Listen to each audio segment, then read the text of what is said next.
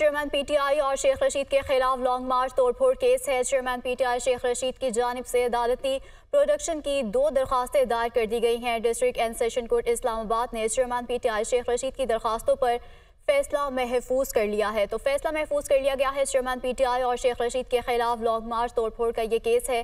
Chairman PTI Sheikh Rashid की जानिब से अदालती प्रोडक्शन की 2 दरखास्तें दायर कर दी गई हैं। इसी पर बात करने के लिए हमारे साथ मौजूद हैं अवैस अब्बासी। अवैस, आगाह कीजिए। हाँ जी बिल्कुल। District and session court Islamabad में चेयरमैन पीटीआई और शेख रशीद के खिलाफ लॉन्ग मार्च तोड़फोड़ केस में जो एडिशनल सेशन जज शोएब बिलाल की अदालत में पीटीआई के वकील नईम मंजूथा पेश हुए हैं, जिसमें उन्होंने पीटीआई चेयरमैन और शेख रशीद के हवाले से कहा कि इन दोनों को अगवा किया गया मौका अपनाया और सिर्फ रिपोर्ट में चेयरमैन पीटीआई को जो है अदालत में पेश करने का हुक्म दिया जाए। उन्होंने अदालत से इस्तदा की। इसके साथ साथ ये भी है कि सुपरिटेंडेंट अटक जेल ने रिपोर्ट मांगी जाए और सिक्योरिटी का बहाना बनाकर चेयरमैन पीटीआई को अदालत में पेश नहीं किया जाता और उनके साथ कानून के मुताबिक कार्रवाई नहीं की जाती।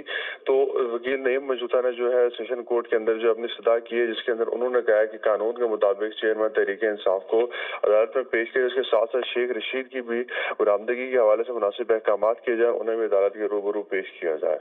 जी, अदालत के रूबरू उन्हें पेश किया जाए। अवैस, बहुत शुक्रिया आपका।